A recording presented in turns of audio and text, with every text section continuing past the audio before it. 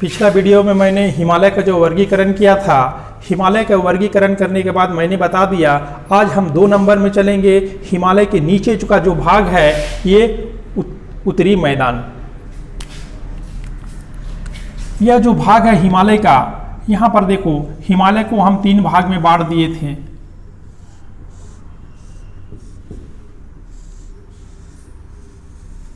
ये हिमालय पर्वतमाला है। हिमालय पर्वतमाला के नीचे का भाग को, या जो नीचे का भाग दिखा रहा है, इसी को हम बोलते हैं उत्तरी मैदान। उत्तरी मैदान। अब हम देखेंगे कि उत्तरी मैदान का निर्माण हुआ तो कैसे हुआ। उत्तरी मैदान का निर्माण 3 नदी से उत्तरी मैदान का निर्माण होता है। यहाँ पर तुम देखना सिंधु नदी है, सिंधु नदी। यहाँ पर देखना क्या है, ब्रह्मपुत्र नदी। और यहाँ पर तुम देखना कौन सी नदी है, 1 नंबर में सिंधु नदी, 2 नंबर में, सॉरी हम ब्रह्मपुत्र बोल दिए थे, 2 नंबर में होगा सतलज नदी। ये क्या है, सतलज नदी है। और ये 3 नंबर में क्या है, ब्रह्मपुत्र नदी। इन तीनों नदियों के द्वारा तुम्हारा उत्तरी मैदान का निर्माण हुआ। 1 नंबर लिखो सिंधु नदी, सिंधु नदी। 2 नंबर है सतलज नदी, और यह 3 नंबर है ब्रह्मपुत्र नदी। सिंधु नदी, सतलज नदी, ब्रह्मपुत्र नदी तथा इसके सहायक नदियों के द्वारा किसका निर्माण हो जाता है, उत्तरी मैदान का निर्माण हो जाता है। देखो यह सारा जो भाग है, ये नदी अपने साथ क्या ला रहा है, अपने साथ अवसाद ला रहा है, और अवसादों के जमाव से तुम्हारा उत्तरी मैदान का निर्माण हो जाता है। इसमें और यह देखते हैं, इसका जो क्षेत्र है यह 7 लाख वर्ग किलोमीटर क्षेत्र में फैला हुआ। ये भी परीक्षा में पूछता है कि उत्तरी मैदान का क्षेत्रफल कितना होगा, तो हम क्या बोलेंगे, 7 लाख वर्ग किलोमीटर क्षेत्रों में फैला हुआ है। किन किन नदियों से बना है उत्तरी मैदान, किन किन नदियों से बना है, तो क्या बोलेंगे, सिंधु नदी, सतलज नदी और ब्रह्मपुत्र नदी की सहायता से तुम्हारा उत्तरी मैदान का निर्माण हो जाता है। इसका जो चौड़ाई है, ये देखना 240 किलोमीटर से 320 किलोमीटर क्षेत्रों में यह उत्तरी मैदान क्या हुआ है, फैला हुआ है।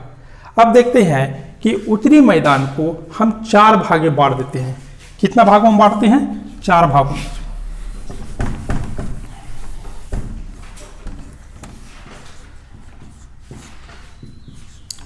उत्तरी मैदान को 4 भागों में बांटा गया है।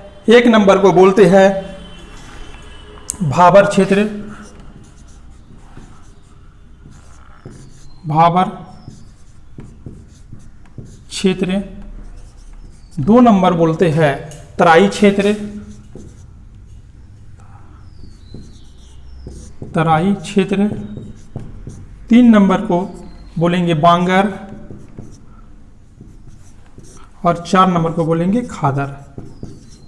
इस तरह हम उत्तरी मैदान को 4 भाग में बांटते हैं। पहला क्या था, भाबर क्षेत्र, 2 नंबर तराई क्षेत्र, और 3 नंबर बांगर क्षेत्र, और 4 नंबर क्या है, खादर क्षेत्र। अब हम एक एक करके चर्चा करेंगे। अब देखते हैं कि भाबर क्षेत्र है क्या। भाबर क्षेत्र देखना, हिमालय को हम कितना भाग में बांटे थे, 3 भाग में बांटे थे। हिमालय का जो सबसे नीचे का भाग जो है, या जो शिवालिक है, देखो क्या है, शिवालिक। शिवालिक का नीचे का भाग को हम क्या बोलते हैं, भाबर बोलते हैं। भाबर किसको बोलेंगे, शिवालिक का नीचे का भाग को। तो लिख सकते हैं शिवालिक के नीचे का भाग को, नीचे के भाग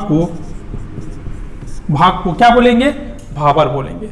अब भाबर में क्या देखना कि यहां पर क्या हो रहा है, ऊपर से जो नदियां जो आ रहा है, ये नदियां अपने साथ में क्या ला रहा है, धूल कण, यानी क्या बोलेंगे, चट्टान का टुकड़ा ला रहा है। इन चट्टानों का टुकड़ा क्या हो रहा है, यहाँ पर क्या हो रहा है, शिवालिक के नीचे जमा करते जा रहा है। देखो शिवालिक के नीचे क्या हो रहा है, जमा करते जा रहा है। और हिमालय से, मान लो हिमालय से जो नदियां आ रहा है, इसमें ये नदियां क्या हो जाता है, लुप्त हो जाता है। सबसे बड़ी विशेषता है भाबर का, सबसे बड़ी विशेषता क्या है कि हिमालय से आने वाली नदियां यहाँ क्या हो जाता है, लुप्त हो जाता है, दिखाई नहीं देता। क्यों दिखाई नहीं दे रहा है, क्या कारण नहीं दिखाई पड़ने का, क्योंकि वह धूल कण यानी चट्टान का टुकड़ा, तो छोटे छोटे टुकड़ों से इसका क्या हो जाता है, निर्माण हुआ है, जिसके कारण हिमालय से आने वाली नदियां यहाँ पर दिखाई नहीं देती है, बिल्कुल दिखाई नहीं पड़ेगा। इसका जो चौड़ाई है 8 से लेके 16 किलोमीटर है। पूछता है परीक्षा में भाबर का चौड़ाई कितना होगा, 8 से 16 किलोमीटर। ठीक है, और भाबर का नीचे का जो भाग है इसको हम बोलेंगे तराई बोलेंगे, तराई। इसका जो चौड़ाई है ये तुम्हारा 15 से 30 किलोमीटर। पूछता है कि तराई का चौड़ाई क्या है, तो क्या बोलेंगे 15 से 30 किलोमीटर। इसका विशेषता क्या है, इसका विशेषता क्या है कि जो तराई भाबर क्षेत्र में जो नदियां लुप्त हो गई थी, लुप्त मतलब दिखाई नहीं दे रहा था, यह नदियां तराई क्षेत्र भाबर क्षेत्र को जैसे पार करता है और वो तराई क्षेत्र में पुनः नदियां दिखाई देने लगती है ना। इसलिए इन क्षेत्रों को हम क्या बोलते हैं, तराई बोलेंगे। क्या विशेषता, यहाँ पर नदियां पुनः दिखाई देने लगती है और इसका चौड़ाई कितना है, 15 से 30 किलोमीटर। तराई क्षेत्र में पानी का क्षेत्र, पानी आता है ना, और पानी चारों ओर यह क्या हो जाता है, फैल जाता है। ठीक है, अब 3 नंबर आते हैं भांगर क्षेत्र। भांगर, भांगर किसको बोलेंगे, भांगर क्या है, पुराना जलोढ़ मिट्टी है। क्या होता है, पुरानी जलोढ़ मिट्टी है। ठीक है, इसमें क्या होता है, बाढ़ का पानी नहीं पहुंच पाता है। क्या बाढ़ का पानी पहुंचेगा, नहीं, इसमें बाढ़ का पानी नहीं पहुंचता है। तो इसका दूसरी विशेषता क्या हुआ,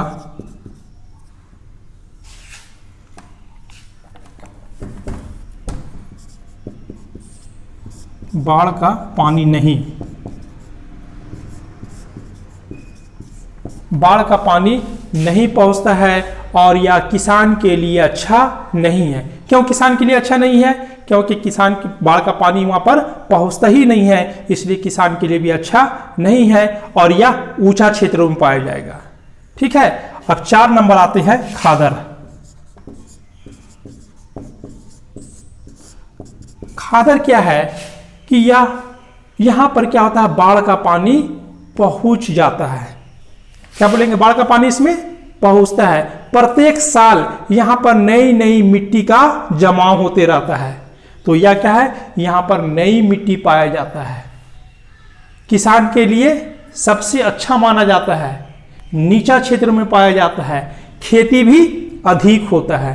तो किसान किसको ज्यादा पसंद करेगा, भांगर को कि खादर को, तो क्या बोलेंगे, खादर को। क्यों खादर को, क्योंकि यह नई मिट्टी है, नीचा क्षेत्र में पाया जाता है, बाढ़ का पानी आसानी से आ जाता है और इसमें खेती भी अधिक होता है। और इन क्षेत्रों में तुम देखना कि जनसंख्या भी अधिक पाया जाएगा।